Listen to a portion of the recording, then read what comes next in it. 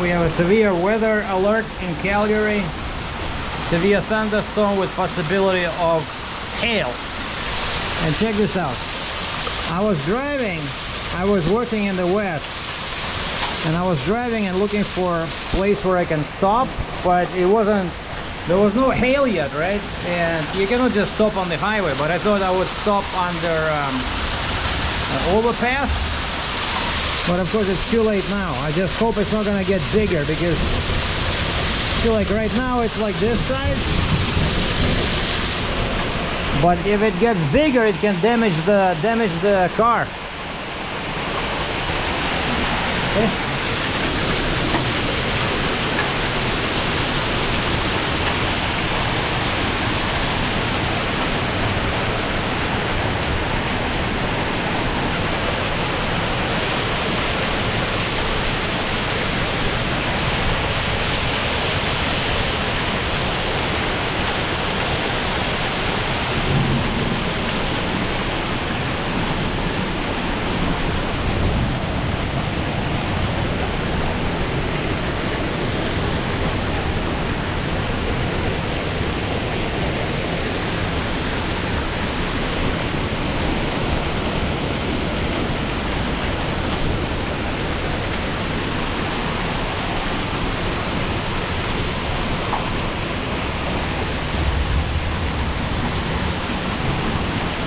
Man, but the good news is that I was watching the map and it says the storm is moving east at a speed of 40 kilometers per hour, so 25 miles per hour, so it shouldn't stay in this area. And like I said, I was in the west where the storm started, and as soon as I saw that weather alert, I said screw this, and I just drove this way because I'm in northeast. So I thought I would be far away from the storm, and then, you know, I read that it was actually moving east. And so, yeah, that's what Calgary is famous for.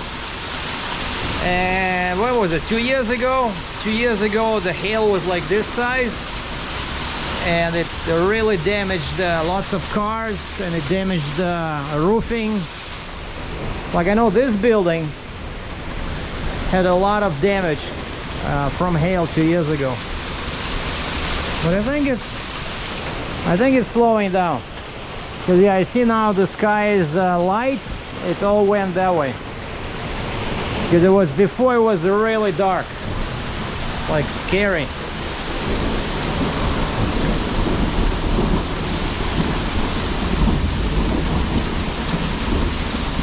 Well, the good news is that I have insurance and I'm covered.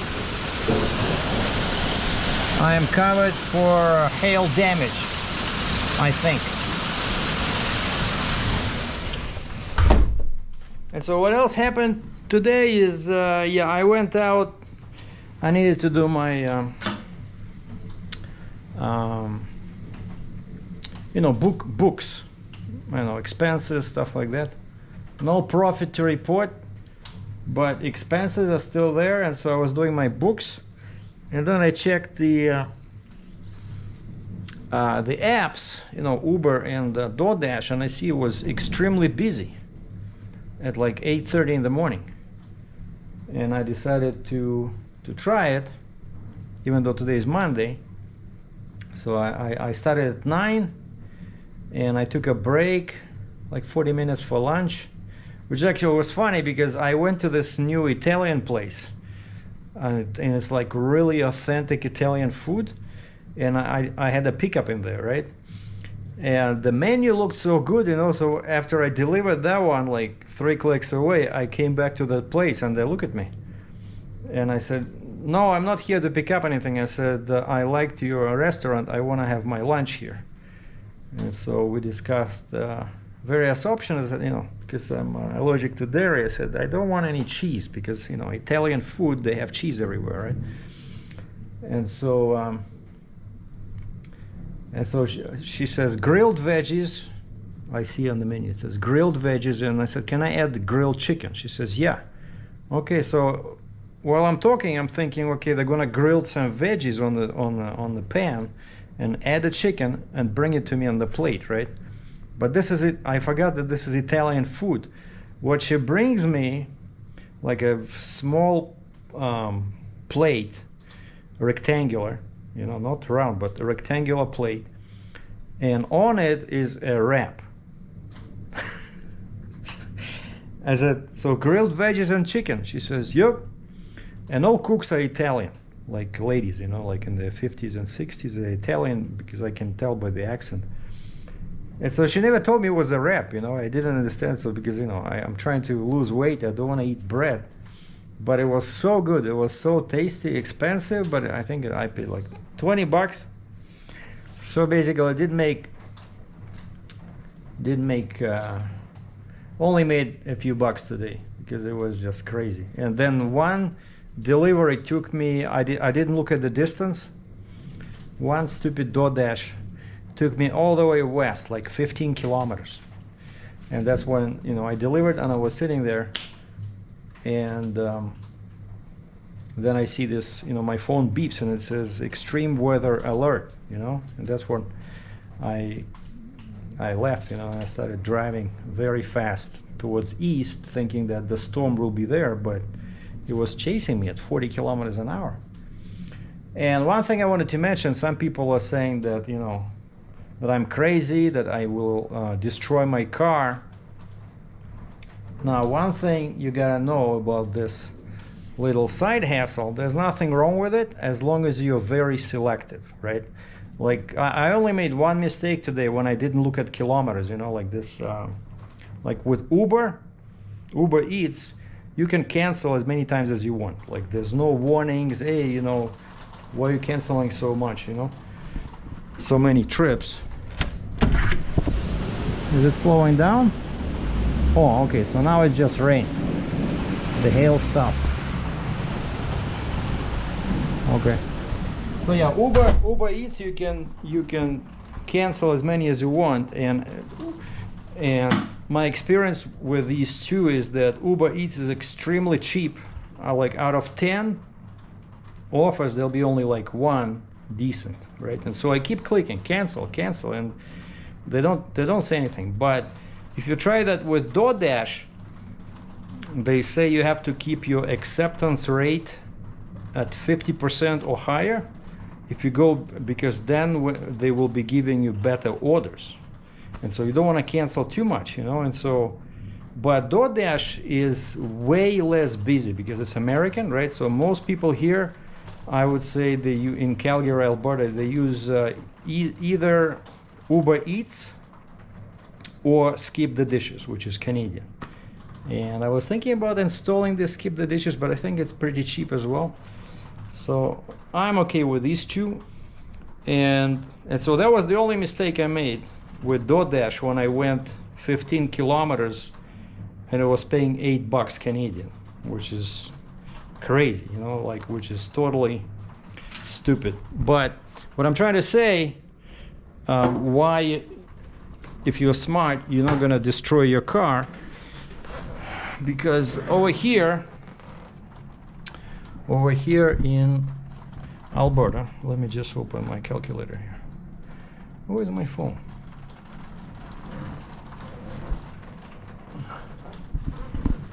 Did I bring it, or is it somewhere outside? Oh, it's here. Okay. Actually, wait a second. So I can use the calculator on my phone. So basically what I'm trying to say is that this is not a semi-truck, right? And so what I try to do is I'm looking at kilometers and pay, and I'm trying to get at least $1.50. So let's say if I look at the time, yeah, I'm looking at two things. I look at the time, because they give you an estimate how long it'll take driving to the pickup and then delivering, you know. And if it says something like 30 minutes, but the order pays $3, I definitely, of course, I say no, because 30 minutes times 2, which is 1 hour, so it means that I'm making $6 an hour, right? So if it's like says 30 minutes, $10, or then it's roughly $20, you know, 25 bucks an hour. That's a more acceptable rate.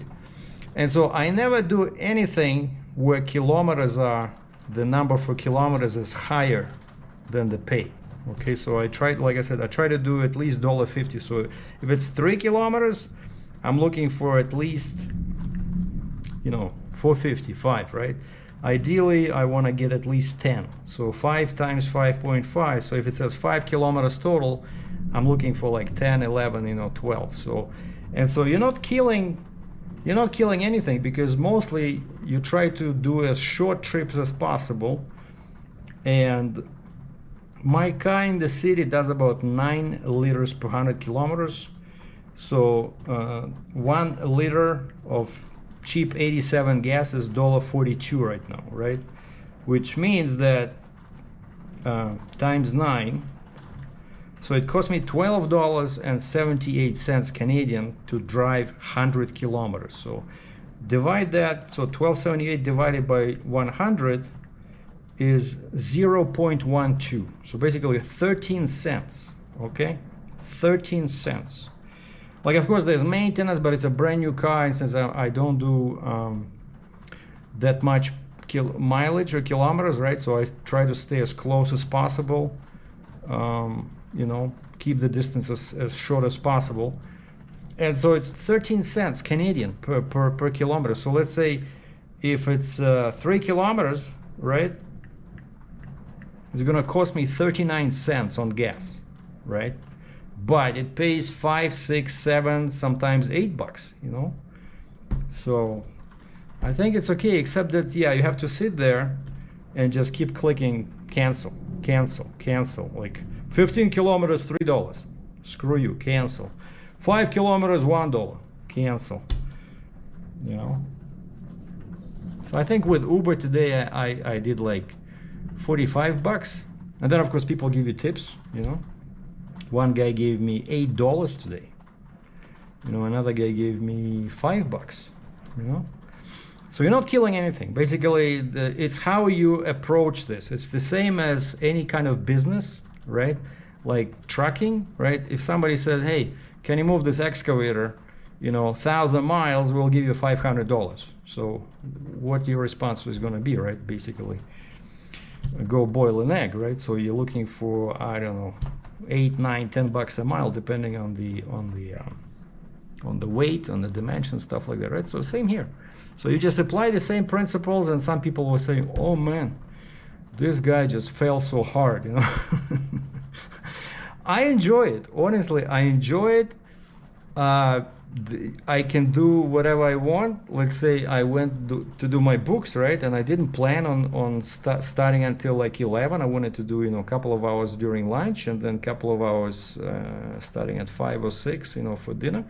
But then I see it says busy. So I just tried it. I think only once I did it this early in the morning.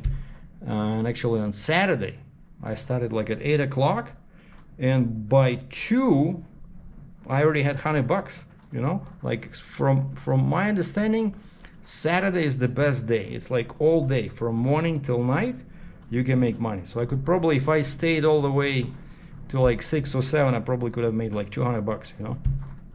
And again, it's all close by, you know, like there's a McDonald's here, 1 kilometer away, there's a Starbucks 3 kilometers away, you know, and that's the key. The key is to keep your trips profitable, and don't do 15 kilometers for $8 like what my last one, that was, like I said, that was just my blunder, okay? And in other news, I did my first maternity photo shoot. Maternity means pregnant. Lots of families, they like doing this. They want to hire somebody, you know, like husband and wife, when she's almost due, you know. Like I think this lady was, I said, how many months are you? And she said something like 7.5 or 8. So basically she was, like, she had a huge belly, and I watched a bunch of videos about this, you know, like what kind of poses you do, and how to create, you know, a relationship with the client.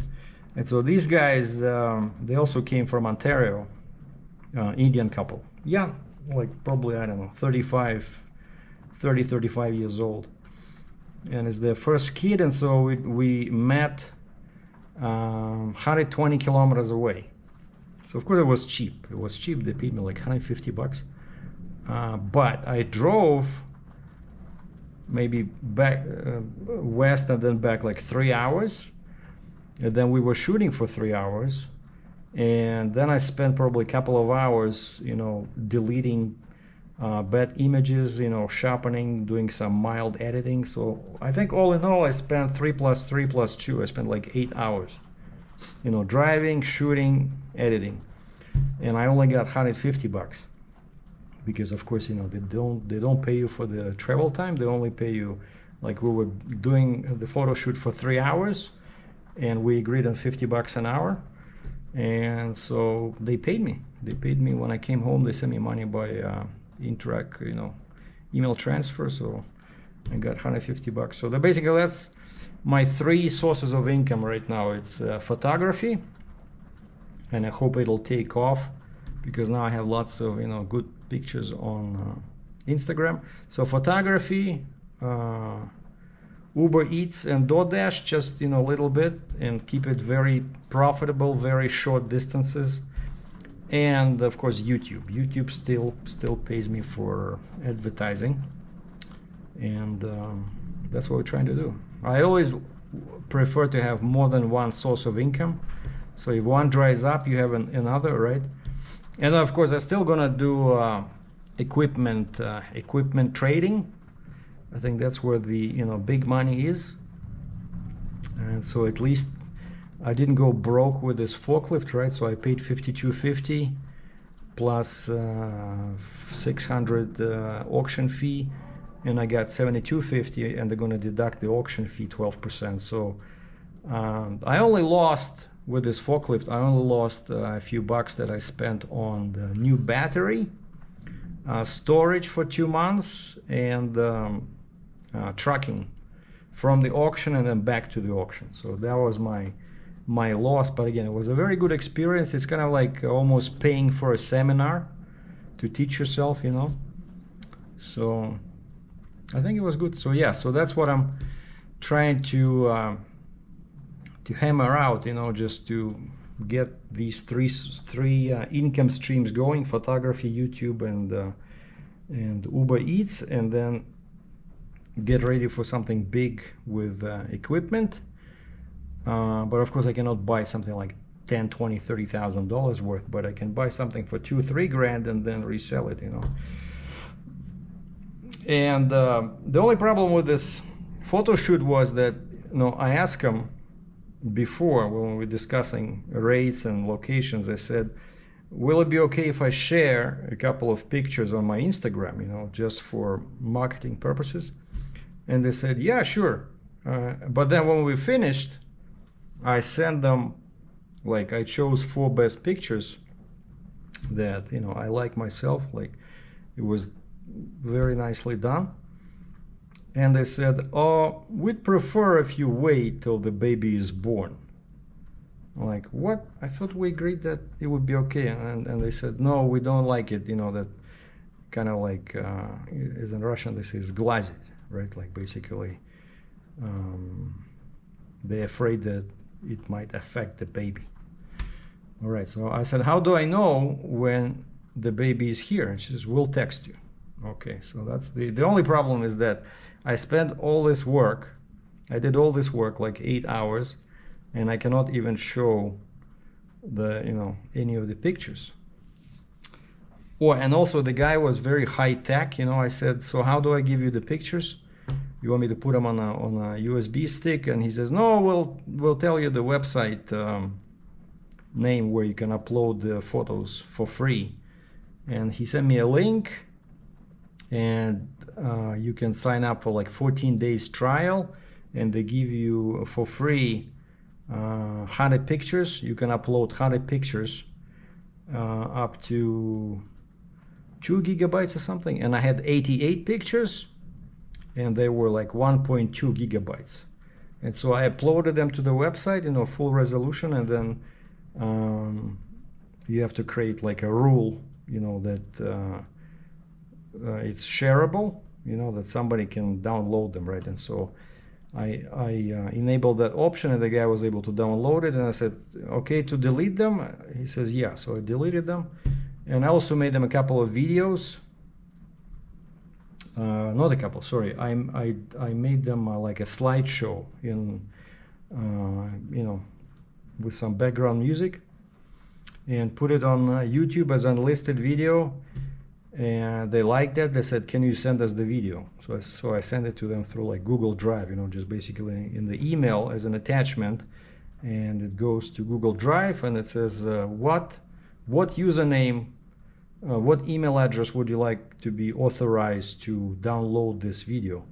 And so I entered his email address, the husband, and he was able to download it. And then I deleted that unlisted video on YouTube. So they're pretty happy with the results. So yeah, they were asking, they said they wanted like 15-20 good pictures. I gave them 88. I think out of those, the best ones easy will be like half, you know, like 50 probably. So they got much more than they wanted, and I was trying to be very polite and, you know, never argued with them even when they said no Instagram for now until the baby is born. So I never said anything, you know. And so they were pretty happy, and I was happy. This was my first time, and they knew that, and so they were very understanding. And, you know, we were just experimenting with all kinds of poses, you know, profile, you know, like this, straight, you know, lying on the grass. They brought blankets, they brought like baby's shoes, you know, they brought a copy of a sonogram, and we used these in photos. So it was pretty cool, you know, it was pretty cool. It was my first experience, and so I learned a lot. So I hope to continue doing this. And today I was supposed to get a call from that Stampede breakfast lady, because for her I did a USB stick. We were supposed to meet somewhere. I think she's in southern Calgary, and she's gonna pay me, and I'm gonna give her the stick. So things are going, you know, well. Just trying different stuff, whatever works. But I really enjoy video, I enjoy photography, and I like driving. So I'm gonna keep doing what works. So those are my news. Thanks for watching. Ciao.